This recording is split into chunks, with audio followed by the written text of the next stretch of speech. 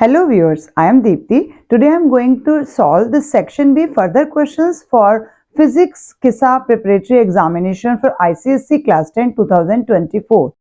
So question number 5 part 1 is write the equation relating mechanical advantage, velocity ratio and efficiency. So the relation is efficiency is equal to MA upon VR. और final examination के लिए आप इसकी derivation भी कर लीजिए. ये बहुत इंपॉर्टेंट क्वेश्चन है, मैंने अपने प्रेडिक्टेड क्वेश्चंस की वीडियो में भी डाला है.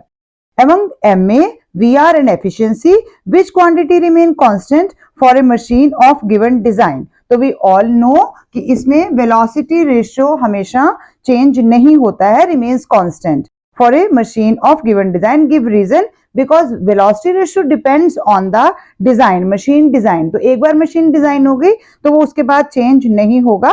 MA और efficiency reduce होंगे लेकिन VR remains constant. In second part, specific heat capacity of two liquids L and M. There are two liquids L and M and their specific heat capacities are Cl and Cm. ये given है respectively. Cm is much greater than Cl. तो हमें specific heat capacity M वाले की बहुत ज़्यादा दी गई है. First part is define specific heat capacity. We all know amount of heat energy required to raise the temperature of 1 kg of a substance by 1 degree Celsius. तो जिसमें हम kg यानी मास का भी मेंशन करेंगे और टेम्परेचर डिफरेंस 1 डिग्री सेल्सियस का भी मेंशन करेंगे तो वो स्पेसिफिक हीट कैपेसिटी हो जाएगी. Among L and M, identify the liquid that will be preferred as coolant. तो कूलेंट कौन होगा जो ठंडा करेगा. ठंडा कौन कर सकता है इसमें से, यानी कि जो लिक्विड M है यहाँ पर हमारे पास, इसकी हाईएस्ट स्पेसिफिक हीट कैपेसिटी है, can absorb large amount of heat without much change in temperature. तो ये हम सी पार्ट के लिए लिखेंगे जहां लिखा है give reason for your choice. तो पहले हमें सिर्फ बताना है. तो ऑब्वियसली M इज अवर जो भी यहाँ पर प्रेफर कहा गया कूलेंट के लिए, तो M is our liquid which we will prefer for this as a coolant. और हम रीजन में लिखेंगे सी पार्ट में because it can absorb a large amount of heat without much change in temperature, क्योंकि उसका स्पेसिफिक हीट कैपेसिटी बहुत ज्यादा है. जितना ज्यादा होगा वो चीज वो उतनी ही ज्यादा large amount of heat energy ले लेगा. इन थर्ड पार्ट आपके पास डिस्प्लेसमेंट डिस्टेंस ग्राफ और डिस्प्लेसमेंट टाइम ग्राफ दिया गया है. क्वेश्चन के अंदर ही गिवन है. पहले में आपको डिस्प्लेसमेंट डिस्टेंस टाइम दिया गया है ग्राफ और दूसरे में डिस्प्लेसमेंट के साथ टाइम ग्राफ दिया गया है. तो हमने क्या रीड करना है, यहां से टाइम रीड करना है, यहां से डिस्टेंस रीड करना है और इस तरफ दोनों में डिस्प्लेसमेंट ही दी गई है, वो आपके लिए कॉमन है. अब इसको हमने स्टडी कैसे करना है. फर्स्ट है use the graph to calculate the wavelength of wave. तो वेवलेंथ ऑफ वेव आप डिस्प्लेसमेंट डिस्टेंस टाइम ग्राफ से देखेंगे. यहां पर 0 है, 2 है, 4 है, 6 है, 8 है, ऐसे फर्दर आगे जाता रहेगा. तो 0 से 4 में हमारे पास साइकिल कंप्लीट हो रहा है. It means wavelength of wave displacement distance graph से हमारे को दिख जाएगा. आंसर आएगा 4 मीटर. फर्स्ट पार्ट ए के लिए answer is 4 metre. In B part frequency of wave. तो फ्रीक्वेंसी के लिए हम डिस्प्लेसमेंट टाइम ग्राफ में आएंगे और हम फ्रीक्वेंसी देखेंगे. यहाँ पर 0 है, 1 है, 2 है, 3 है. तो आप क्या देख रहे हैं कि 1 सेकेंड में, टाइम हमने सेकेंड्स में लिया है, तो 1 सेकेंड में सिर्फ हमारा हाफ साइकिल कंप्लीट हुआ है. तो हम क्या लिखेंगे, इन 1 सेकेंड कितना हुआ है, हाफ साइकिल. तो हाफ साइकिल अगर पूरा होता तो फिर हम पूरा कहते हैं. तो हाफ साइकिल का मतलब 1/2. इट मींस 0.5 हर्ट्ज हमारे पास फ्रीक्वेंसी आ जाएगी. This is our B part, जहां के लिए हमने डिस्प्लेसमेंट टाइम ग्राफ में सेकंड्स में टाइम को देखना है कि 1 सेकंड में जितना पूरा होता है वो उसकी फ्रीक्वेंसी है. तो 1 सेकंड में सिर्फ हाफ साइकिल कंप्लीट हुआ है. Third is speed of wave. तो स्पीड का फॉर्मूला क्या होता है हमारे पास, v is equal to F lambda. अब v के लिए हमने एफ लैम्डा की वैल्यू भरनी है. एफ हमने फ्रीक्वेंसी अभी निकाली है, 0.5 मींस 1/2 और लैम्डा हमारे पास 4 है. इट मींस यहां से 2 आ जाएगा और ये है क्या है, स्पीड है, तो इट मींस मीटर पर सेकंड में होगी.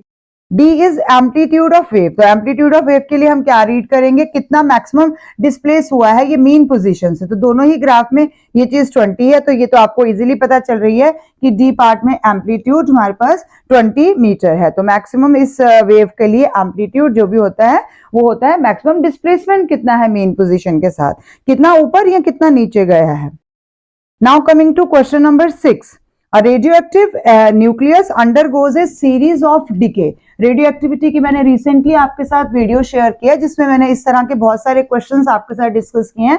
अल्फा बीटा गामा डिके होने पर न्यूक्लियस में क्या चेंजेस आते हैं। तो यहाँ पर भी सिमिलरली यही दिया गया है, एक्स है, एक्स से बीटा पार्टिकल एमिट हुआ है, x1 बन गया, देन अल्फा पार्टिकल एमिट हुआ है, x2 बन गया, फिर दोबारा से अल्फा पार्टिकल एमिट हुआ है और x3 बन गया। If the mass number and atomic number of x3 का दिया गया है mass number 172 and atomic number is 69, तो x3 का गिवन है respectively. What is the mass number and atomic number of x2, x1 and x। हमने पीछे आना है, ऐसा भी मैंने एक सेम क्वेश्चन अपनी वीडियो में आपके साथ शेयर किया था। तो अगर इसमें आपका अंडरस्टैंडिंग होना बहुत जरूरी है। ऐसे क्वेश्चन, अब इस पेपर में ये क्वेश्चन 3 मार्क्स के लिए आया हुआ है, नहीं तो ये 2 मार्क्स के लिए तो मिनिमम आपको आएगा ही आएगा। तो ऐसे क्वेश्चंस पे अपना होल्ड बनाइए, बहुत सिंपल कैलकुलेशन, और 3 है तो हमें 1, 2 और 3 इन तीनों के लिए आपको मार्क्स मिल जाएंगे एक एक करके। अब लास्ट वाले का हमें पता है, अब ये अल्फा एमिशन के बाद बना है, तो अल्फा एमिशन के बाद बने तो हमारी अगली चेन हम लेते हैं कि हमने अल्फा एमिट होने से पहले ये कितना था। तो हम इसको इस तरह से लिख सकते हैं कि ये x3 मैंने लिया है और 69 और 172 हम उल्टी चेन बना लेते हैं। उल्टी चेन इस तरह से अपने आंसर के लिए बना लेते हैं। अब इसमें x2 कितना होगा, अगर इसमें से क्या निकला है अल्फा पार्टिकल, अल्फा निकलने से क्या होता है, atomic number decreases by 2 and mass number decreases by 4। तो अभी यहाँ पर इसमें क्या होगा, इंक्रीज होगा। तो 69 में हम +2 करेंगे तो 71 आ जाएगा, और 172 में करेंगे +4 तो 176 आ जाएगा। अब ये कि इससे पहले क्या हुआ है, फिर दोबारा से अल्फा हुआ है, और ये डॉटर न्यूक्लियस का नाम यहाँ पर x1 है। अब 71 ये यहाँ पर आया है निकलने के बाद, इट मींस यहाँ पर जाने पे फिर हमें प्लस करना है, तो ये कितना हो जाएगा 73 हो जाएगा, और यहाँ पर 4 प्लस करेंगे तो 180 हो जाएगा। अब x1 से पहले क्या है, बीटा है, तो इट मींस जब बीटा एमिट हुआ तो उससे पहले ये क्या था। जब हम बीटा एमिट करते हैं तो जैसे उसमें हमारा -2 और -4 होता है मास नंबर और एटॉमिक नंबर में, अब यहाँ पर बीटा के एमिट होने से क्या होता है, हमारे पास +1 हो जाता है। तो इस केस में हम उल्टा चल रहे हैं, तो इट मींस -1 हो जाएगा। तो जो x आएगा उसके पास -1 एटॉमिक नंबर में होगा और mass number remain same. Beta के एमिट होने से मास नंबर में कोई चेंज नहीं आता, और गामा के एमिट होने से एटॉमिक नंबर और मास नंबर दोनों में ही कोई चेंज नहीं आता। तो यहाँ पर आपको तीनों का एक एक मार्क मिल जाएगा अगर आपने x2, x1 और x तीनों का नंबर ठीक लिख दिया, एटॉमिक नंबर और मास नंबर।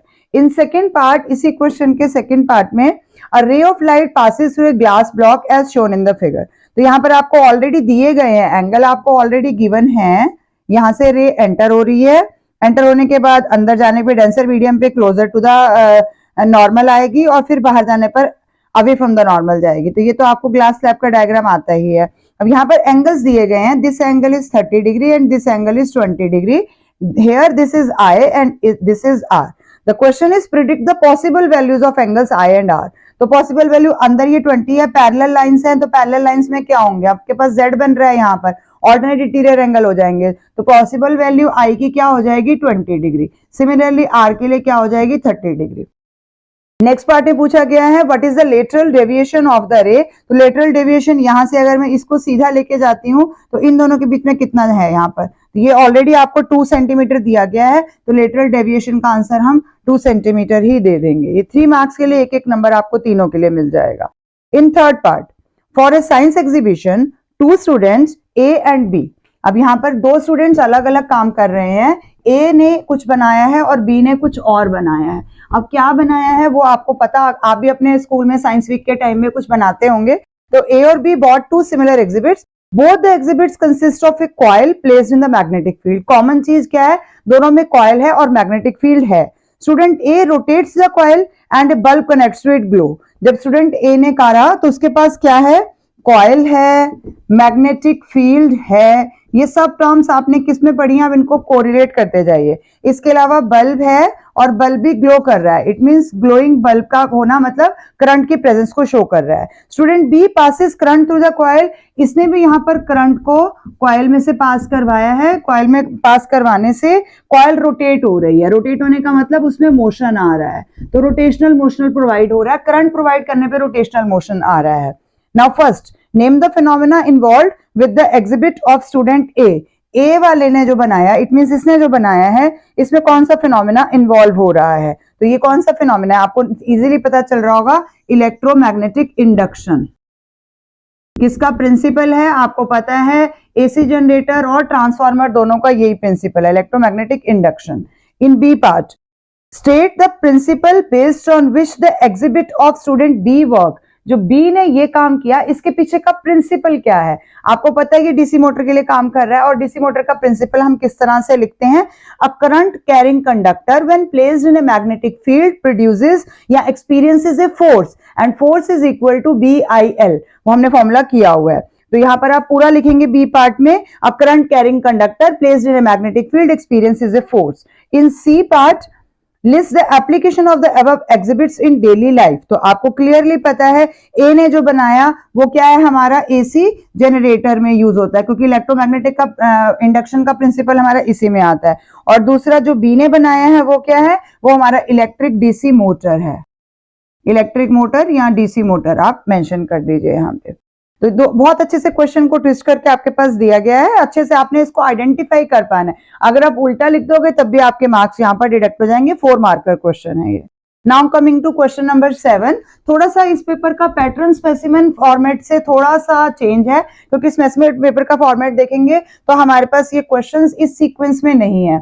उसमें दो पहले क्वेश्चंस हमारे पास सिर्फ और सिर्फ लाइट चैप्टर से आए हैं, और इसमें हमारे पास चैप्टर्स की मिक्सिंग ज्यादा दिखाई दे रही है। क्वेश्चंस बहुत अच्छे बनाए गए हैं। 7th का first part, a transformer is used to transmit electrical energy from the generating station A. Generating station है। Transformer basically consist of a core, primary winding and secondary winding होती है।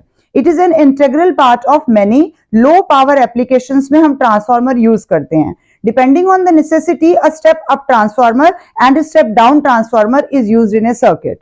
A part, for a step up transformer, what can be predicted about the thickness of primary coil with reference to that of secondary coil? क्या कह सकते हैं primary और secondary coil के बारे में? तो आपको पता है प्राइमरी कॉइल क्या होंगी? अगर ये स्टेप अप ट्रांसफार्मर है तो नंबर ऑफ कॉइल्स हमारी सेकेंडरी में ज्यादा होंगी, तो प्राइमरी में कम होंगी, सेकेंडरी में ज्यादा होंगी। तो इट मींस जिसमें कम नंबर ऑफ टर्न्स होती हैं वो कॉइल हमेशा हमारी थिक मोटी वाली लेते हैं हम, और जिसमें पतली होती है उधर से जिसमें ज्यादा वाइंडिंग होंगी वो थिन होगी हमेशा। अब इसके पीछे का लॉजिक क्या है? क्या पूछ रहा है? What can be predicted about the thickness of the primary coil with reference to the secondary coil. तो प्राइमरी के लिए प्राइमरी वाइंडिंग्स जो होंगी are thicker as compared to the secondary, because it is holding large current. और secondary के लिए increasing, इसके अंदर पोटेंशियल डिफरेंस बढ़ रहा है क्योंकि वो स्टेप अप ट्रांसफार्मर बढ़ा रहा है उसको, तो करंट जो है वो डिक्रीज हो जाएगा, इसलिए वाइंडिंग जो है वो थिन हो जाएंगी। सेकेंडरी कॉइल जो है वो थिन होंगी और जो प्राइमरी होंगी वो थिक होंगी। What is the working principle of a transformer? अभी मैंने प्रीवियस क्वेश्चन में बताया, इलेक्ट्रोमैग्नेटिक इंडक्शन हमारे दोनों का प्रिंसिपल होता है। एसी जनरेटर के लिए भी यही है, ट्रांसफार्मर के लिए यही है, और इसकी आप डेफिनेशन भी अच्छे से याद करके रखिए।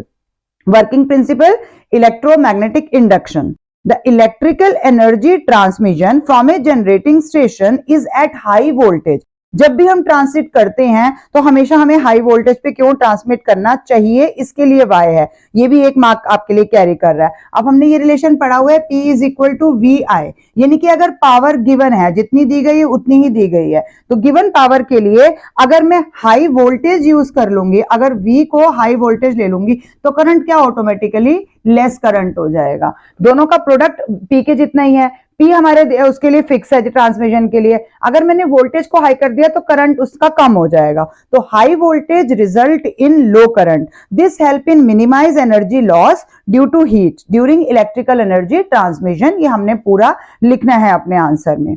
नाउ इन सेकेंड पार्ट हमारा साउंड का आ रहा है, जिसमें साउंड के आपके पास जो एको का न्यूमेरिकल आता है वो आ रहा है, लेकिन इस क्वेश्चन में थोड़ा सा कुछ प्रॉब्लम है।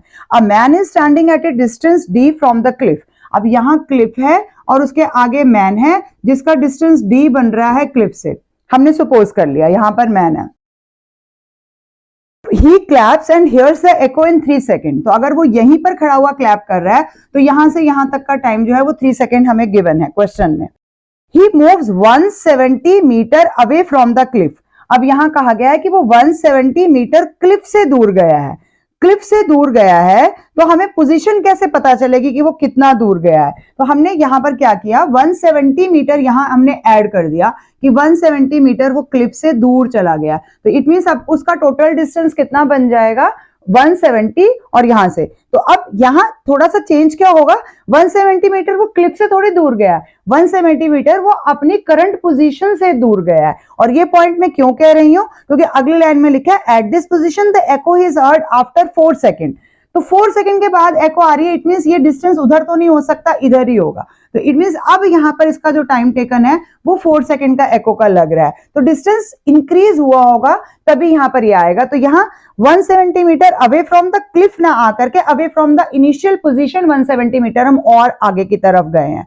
अंदर की तरफ जाएंगे तो हमारी वैल्यू ही नहीं आएगी। चलो मैं मान लेती हूँ थोड़ी देर के लिए कि मैं 170 मीटर क्लिफ से गई हूँ, तो उस केस में क्या हो जाएगा, हमें पता है कि हमारे पास जो साउंड की स्पीड होती है वो नियर अबाउट 340 के करीब आनी चाहिए। तो अगर मैं उस कैलकुलेशन को लूंगी तो यहाँ पर आ ही नहीं पाएगा, वो कैलकुलेशन स्पीड हमारे को दे ही नहीं पाएगा अगर मैं यहाँ से टोटल 170 मीटर का डिस्टेंस और 4 सेकंड का टाइम ले लेती हूँ। तो इसलिए मुझे क्वेश्चन में थोड़ा सा चेंज करना पड़ेगा, फ्रॉम द इनिशियल पोजीशन लिखना पड़ेगा।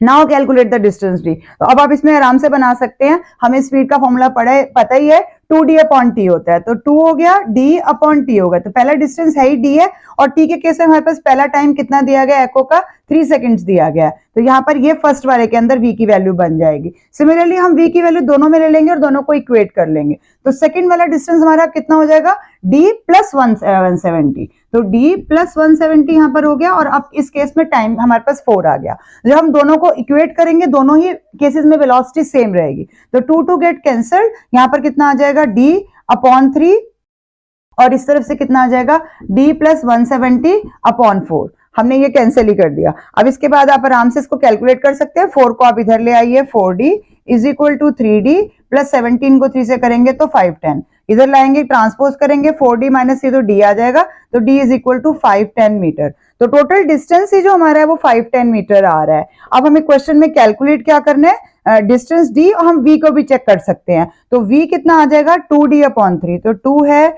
d कितना है 510 अपॉन 3, तो 3 से इसको कैंसिल करूंगी तो कितना आ जाएगा, 170, इट मींस 340। अब आप देखिए 340 मीटर पर सेकेंड हमारी नेचुरल स्पीड, हम यही लेते हैं साउंड की, 320 से लेकर 340 50 तक हमारी साउंड की स्पीड आनी चाहिए। तो v का आंसर 340 मीटर पर सेकेंड आ रहा है यहाँ पर। तो आपने यहाँ पर प्लस 170 लेना है, क्योंकि हमारा डिस्टेंस इंक्रीज हुआ है, डिक्रीज होता तो कभी भी एको के लिए टाइम इससे ज्यादा नहीं लगता।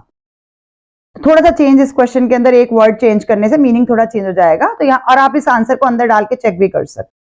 In third part, in the following experiment, a magnetic material M is attracted। तो यहाँ पर आपके पास फिर से इलेक्ट्रोमैग्नेटिज्म का ही आ रहा है। इलेक्ट्रोमैग्नेटिज्म की मैंने प्रीवियस ईयर की एक बहुत इंपॉर्टेंट वीडियो बनाई है, जिसमें उसके सारे न्यूमेरिकल्स मैंने आपके साथ कवर किया, किसी तरह के भी डायग्राम वाले जो पार्ट्स आ रहे हैं वो सारे आपके साथ शेयर किए गए हैं। ए पार्ट में आपके पास कॉइल है, कॉइल P और Q उसके आपको एंड दिया गया है, और यहां से इस तरह से आ रही हैं टर्न्स। इसमें टर्न्स बहुत मेन है, जिसमें आपको डायरेक्ट टर्न्स दिखाई देती हैं, आप हमेशा उसी साइड से लेंगे तो गलती के चांसेस कम हो जाएंगे। इस तरह से सर्किट आपको दिया गया, और ये मैग्नेटिक मटेरियल आपके पास है, यहाँ पर M नाम से दिया है, उसने इस मटेरियल को बार मैग्नेट या कुछ मेंशन नहीं किया है, बस इतना लिया गया है। A magnetic material M is attracted towards the coil, coil का नेम PQ है। Identify the magnetic polarity induced at the end P of the coil, यहां पर कौन सी पोलैरिटी आएगी, and justify your answer with a suitable reason. तो अब अगर मैं इसको यहाँ प्लस देखती हूँ, तो प्लस का मतलब क्या होगा कि करंट यहां से आएगा, करंट यहां से आया, यहां से गया, और यहां से घूम के फिर ऐसे ऐसे ऐसे ऐसे और इस तरह से आएगा, इस तरह से। अब जहां आपको वाइंडिंग आगे की साइड में दिखाई देगी, आप वहीं पर रखकर अपना चेक करेंगे तो आपको ज्यादा अच्छा आइडिया मिल पाएगा। अब ये आपने साइड ली है, यहां पर आप रखिए, और यहां करंट की डायरेक्शन कहां आ रही है, नीचे की तरफ आ रही है, तो नीचे की तरफ में आप अपनी फिंगर्स को पॉइंट कर लीजिए, या फिर आप इस तरह से अपनी फिंगर को इस पर रोटेट कीजिए, या अगर आपके पास थ्रेड या कोई भी ऐसी चीज है इसको आप घुमा के चेक कर सकते हैं, वैसे कीजिए। ऐसे करेंगे आप, ऐसे करते करते आप अपनी आंखों के सामने उस फिंगर को लाइए, आपको साफ दिखाई देगा कि ये मेरी घड़ी की अपोजिट डायरेक्शन चल रही है, यानी ये एंटी क्लॉकवाइज है। और एंटी क्लॉकवाइज है तो आपको क्लॉक रूल के हिसाब से पता है ना कि एंटी क्लॉकवाइज का मतलब क्या होता है, नॉर्थ पोल। इट मींस मेरा इस तरफ कौन सा पोल इंड्यूस होके आया है, नॉर्थ पोल आया है, तो अब इस तरफ कौन सा हो गया, साउथ पोल आ गया, क्योंकि इधर की वाइंडिंग क्लॉकवाइज ऑटोमेटिकली क्लॉकवाइज हो जाएगी। तो हमें आंसर में सिर्फ इतना बताना है उसको, और कुछ नहीं करना है इसमें हमने। Identify the magnetic polarity induced at the and P, तो हम क्या लिखेंगे, पी पे क्लॉकवाइज है करंट जो आ रहा है डायरेक्शन, इसीलिए इंड्यूस होकर जो पोलैरिटी आएगी वो साउथ पोल आएगी। तो बस हमने इतना सा आंसर लिखना है कि साउथ पोलैरिटी।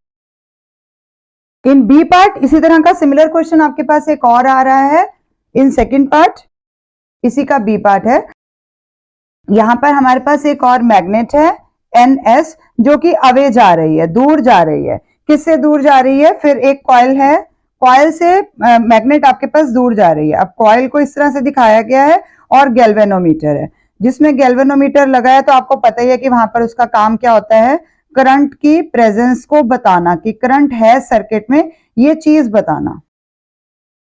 तो अब यहां से आपके पास आ जाएगा ये करंट, जहां से सीधी डायरेक्शन में आपको दिखाई देगा वही है। अब यहाँ R है और यहाँ S है।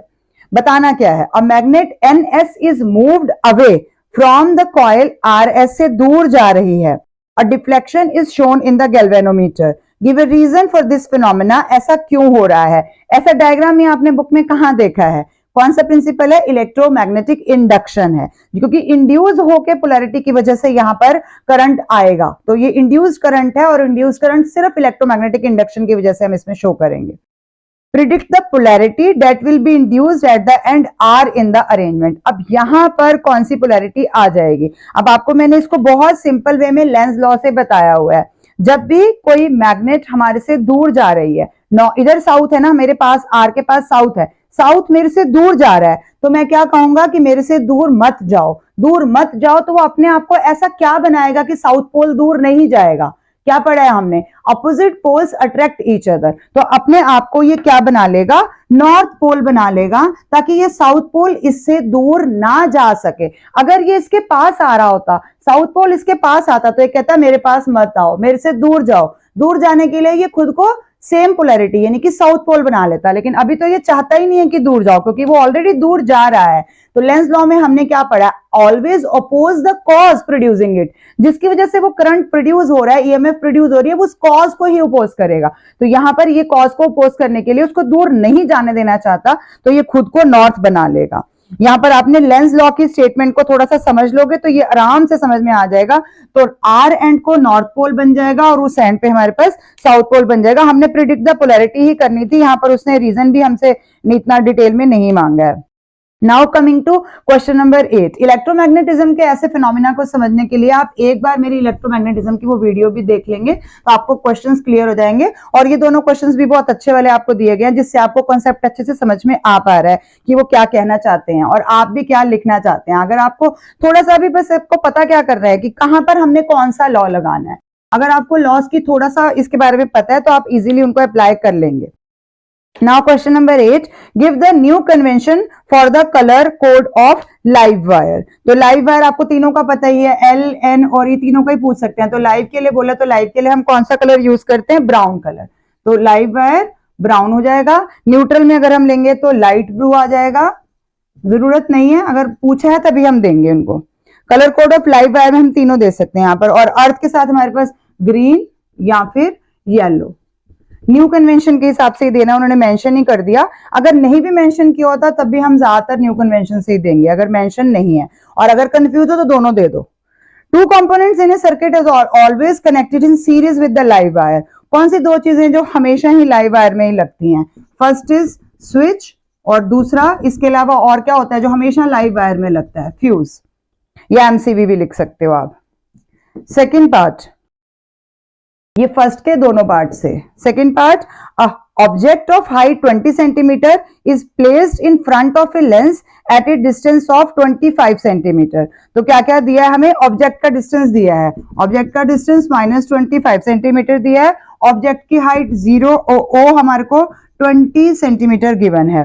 It's virtual magnified image, image कैसी बन रही है, वर्चुअल बन रही है, और वर्चुअल के साथ मैग्नीफाइड बन रही है। और वर्चुअल और मैग्नीफाइड किसका कॉम्बिनेशन होता है, हमेशा कॉन्वेक्स लेंस का कॉम्बिनेशन होता है। इस formed at a distance of 50 centimetre, और v कितना दिया गया है, 50 सेंटीमीटर पे बन रही है। अब वर्चुअल है तो इट मींस वो भी इसी साइड में बन रही है, इट मींस ये भी -50 में हम दिखाएंगे। Identify the type of lens, तो पहले में आपको आंसर मिल ही गया कि ये कॉन्वेक्स लेंस है। अगर कॉन्केव होता तो वर्चुअल तो कॉन्केव दे सकता है, लेकिन कॉन्केव वर्चुअल के साथ आपको मैग्नीफाइड का कॉम्बिनेशन कभी नहीं दे पाएगा, वो हमेशा डिमिनिश्ड देगा आपको। तो ये कॉन्वेक्स लेंस है। Calculate the size of the image, image का साइज कितना आ जाएगा, तो यहाँ पर हम I upon O is equal to V upon U वाला फॉर्मूला लगाएंगे। I नहीं पता हमारे को, I हमने बताना है, और ये कितना है हमारे पास ऑब्जेक्ट का हाइट दी है, V कितना हमारे पास -50 और ये कितना है माइनस का 25। माइनस तो खैर कैंसिल ही हो जाएगा, तो I की वैल्यू इसको उधर लेके जाएंगे, ये सब कैंसिल हो जाएगा। I की वैल्यू कितनी आ जाएगी 2 × 20, इट मीन्स 40 सेंटीमीटर हमारे पास इमेज की हाइट आ जाएगी, size of the image. In C part, इसी क्वेश्चन का C part, the focal length of the lens must be greater than dash centimetre. किससे बड़ा होगा, कैलकुलेशन की जरूरत ही नहीं है। अब अगर हम कॉन्वेक्स लेंस को देखें तो हमारे पास कौन सा केस है जिसमें उसी ऑब्जेक्ट की वर्चुअल और मैग्नीफाइड इमेज बनती है, बड़ी इमेज बनती है जो कि डॉटेड यानी वर्चुअल होती है। तो ये कौन सा केस होता है, जब हमारा ऑब्जेक्ट होता है वो फोकस और ऑप्टिकल सेंटर के बीच में होता है। तो फोकस और ऑप्टिकल सेंटर के बीच में होगा, तो इसका ऑब्जेक्ट का डिस्टेंस अभी हमारे को ऑलरेडी यहाँ पर 25 दिया हुआ है, तो फोकस इससे दूर ही हो सकता है, पास तो हो ही नहीं सकता। तो उसने बोला ग्रेटर देन कितना, तो ग्रेटर देन 25 सेंटीमीटर उसको होना ही पड़ेगा, तभी हमारे को वर्चुअल इमेज मिलेगी। नहीं तो कॉन्वेक्स लेंस के केस में हमेशा ही हमारे को रियल और इन्वर्टेड का कॉम्बिनेशन मिलता है। पहले पांचों केसेस में हमें वही कॉम्बिनेशन मिलता रहता है, ये सिर्फ हमारे को लास्ट केस में मिलता है कॉन्वेक्स लेंस में। तो आपको याद रखना है F और O के बीच में है, तो फोकल लेंथ ऑब्वियसली 25 सेंटीमीटर से ज्यादा आ जाएगी। इन थर्ड पार्ट आपके पास डायग्राम दिया गया है, ये लेंस है, F है और 2F है, दोनों के बीच में यहाँ ऑब्जेक्ट है, object O placed in front of convex lens, यहाँ पर हमने O ऑब्जेक्ट रखा हुआ है। अब इसका आपने रीड्रॉ एंड कंप्लीट द रे diagram showing the formation of image. इस तरफ भी F आएगा, इस तरफ भी 2F आएगा, जितना आप स्केल से नाप के करोगे उतना आपका डायग्राम अप्रोप्रिएट बनेगा। पहला हमारा रूल क्या कहता है, any ray which is coming parallel to the principal axis will pass through focus after passing through the lens, उसके बाद वो हमेशा फोकस से पास करेगा। And second rule is any ray passing through optical centre will pass undeviated, undeviated वो सीधी चले जाएगी। जब सीधी चली जाएंगी, यहाँ पर जहां पर भी मीट करेंगे वहां पर हमारे पास इमेज बनेगी, और ये आई इमेज बन रही है। कैसी बनेगी, इन्वर्टेड आपको दिखाई दे रही है, और ये रियल भी है, तो रियल भी है, इन्वर्टेड भी है, और ये मैग्नीफाइड का भी कॉम्बिनेशन देगा हमारे को, क्योंकि ऑब्जेक्ट जब F और 2F के बीच में होता है तो इमेज हमारी 2F के बियॉन्ड होती है। ये सारे रूल्स मैंने आपके साथ लाइट वाली अपनी वीडियोस में एक एक डायग्राम प्रैक्टिकली करके भी शो किया है, कैंडल के साथ आपको डायग्राम बना के भी समझाया हुआ है। एक बार अगर आपके पास टाइम होगा तो लाइट वाली वीडियो आप अभी भी देख लेंगे, तो आपको उसका बेनिफिट डेफिनेटली मिल जाएगा ऐसे क्वेश्चंस के लिए, क्योंकि कोई ना कोई क्वेश्चन तो ऐसा आएगा ही आएगा जिसमें आपकी रे डायग्राम्स की नॉलेज काम आएगी। इनडायरेक्टली न्यूमेरिकल में भी काम आएगा, डायरेक्टली ड्रॉ करने के लिए भी आएगा, और ये 4 मार्क्स में आपको ड्राइंग के लिए आया हुआ है। इमेज की कैरेक्टरिस्टिक, रियल, इन्वर्टेड और मैग्नीफाइड, बहुत अच्छे से समझाया मैंने आपको। जब ऑब्जेक्ट F और 2F के बीच में होगा तो इमेज बियॉन्ड 2F होगी, जब ऑब्जेक्ट 2F के बियॉन्ड होगा तो इमेज F और 2F के बीच में होगी, जब ऑब्जेक्ट इंफिनिटी पे होगा तो इमेज फोकस पे होगी, जब ऑब्जेक्ट फोकस पे होगा तो इमेज हमारी इंफिनिटी पे होगी। तो ये सारे केसेस ऑब्जेक्ट 2F पे होगा तो 2F पे होगा, और लास्ट केस अभी मैंने आपके साथ इससे पहले डिस्कस ही किया है, जिसमें हमारे पास वर्चुअल और मैग्नीफाइड आ जाएगा। तो ये 6 केसेस आपके कॉन्वेक्स लेंस की बैकबोन है, वो समझ में आ जाएंगे तो आपको अपने आप ही समझ में आ जाएगा chapter. Now coming to last question, question number 9। Question number 9 हमारा पहला ही आ रहा है, specific latent heat of ice is L is 336 joule per gram. क्या है इस स्टेटमेंट का मीनिंग, क्या है, सिर्फ मीनिंग बताना है आपने। To melt 1 gram of ice completely we need 336 joule of energy. बस इतनी हमारे को रिक्वायर्ड है, इतना हमने लिखना है। और कितको मेल्ट करना है हमने, to melt 1 gram of ice, और कंप्लीटली वर्ड बीच में डाल देंगे। सेकेंड पार्ट में, the ice on the top of mountains never melt all together. कभी इकट्ठी बर्फ नहीं पिघलती, नहीं तो क्या होता, सीधा ही फ्लड आ जाता हर जगह पर। वाई, लेकिन अभी हम उसका कॉन्सिक्वेंस नहीं पूछ रहे, कॉज पूछ रहे हैं, क्यों ऐसा होता है। Because ice needs a large amount of heat. कितनी, अभी हमने देखा 336 जूल उसको पर ग्राम चाहिए मेल्ट होने के लिए। इतनी सराउंडिंग्स क्या उसको प्रोवाइड कर पाएंगी, तो सराउंडिंग धीरे धीरे प्रोवाइड करेगा और वो धीरे धीरे मेल्ट होगा। और इसी का बेनिफिट हमें मिलता है कि सारा साल हमारी नदियां जो होती हैं वो पेरिनियल पानी लेकर घूमती हैं। अगर नहीं होगा तो सारा पानी इकट्ठा ही आ जाएगा और हर जगह फ्लड आ जाएगा। थर्ड पार्ट में we prefer ice to ice cold water for cooling a drink. हम क्यों बर्फ को प्रेफर करते हैं, हम ठंडी पानी को क्यों नहीं लेते, बर्फ को क्यों लेते हैं, यहां पर ये क्वेश्चन हमने बताना है। To form the ice from water हमें extra 336 joule of energy is taken away from the water. पानी से एक्स्ट्रा 336 जूल एनर्जी एक्सट्रैक्ट हो जाएगी। So ice will absorb the heat more than that equal amount of water. अगर मैं ठंडा पानी ले लूंगी उससे इतना फर्क नहीं पड़ेगा। Hence ice is preferred for cooling drinks. In second part, state one safety precaution in the disposal of nuclear waste. तो ये सिंपल सिंपल क्वेश्चंस हैं। हम फ्यूल रॉड यूज करते हैं, should be placed in lead container में होनी चाहिए, to be disposed in unused mines में होने चाहिए, वाटर बॉडीज में, far from the living area. Recently मैंने रेडियो एक्टिविटी की वीडियो बनाई है और ये क्वेश्चंस मैंने भी उसके अंदर आपके साथ डिस्कस किए हैं। In B part, for a given mass of nuclear fuel, the energy released during a nuclear fusion reaction is more than that during the nuclear fission reaction. ये सेम क्वेश्चन मैंने आपको उसमें इंपॉर्टेंट कह के predicted questions में video में डाला है, आंसर भी वहां पर भी है। This is because in a given mass there are more light nuclei. बहुत हल्के हल्के न्यूक्लियाई होते हैं इसके अंदर। Each nuclear reaction releases some energy and due to large number of lighter nuclei, total energy released in a fusion reaction is greater.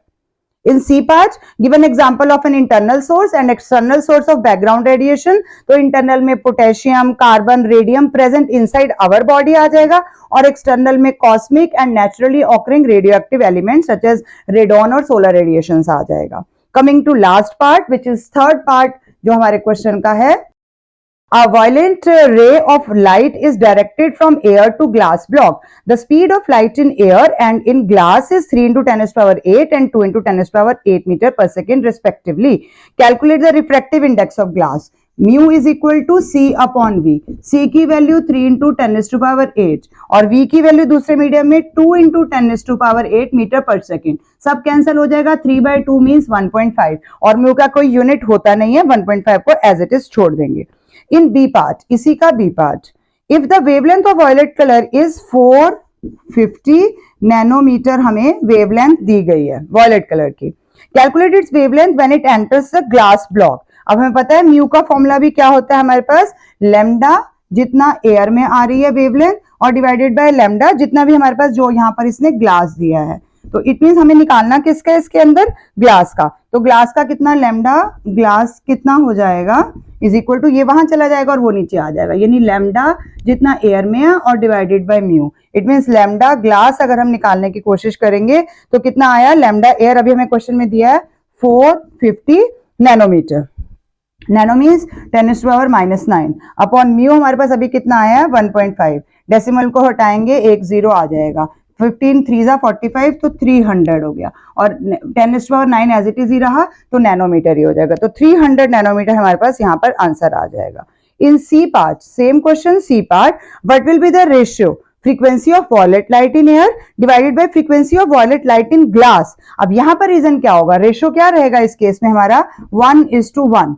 क्यों रहेगा, क्योंकि सेम होते हैं। Frequency depends always on the source, वो कभी मीडियम पे depend ही नहीं करती, वो जिस सोर्स से बन रहा है उस पे डिपेंड करेगा। तो फ्रीक्वेंसी सोर्स पे डिपेंड होने की वजह से दोनों केसेस में फ्रीक्वेंसी सेम ही रहेगी, चाहे वो एयर में है चाहे वो ग्लास में है। तो इट मींस रेशियो का 1:1 आ जाएगा आपके पास।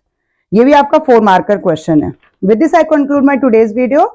I hope you are able to understand the solution of all these questions. Thank you for watching till the end. Keep watching, sharing and subscribe to my channel and please don't forget to press the bell icon. उससे आपका bank balance मेरे में नहीं shift हो जाएगा। Believe on me. Thank you.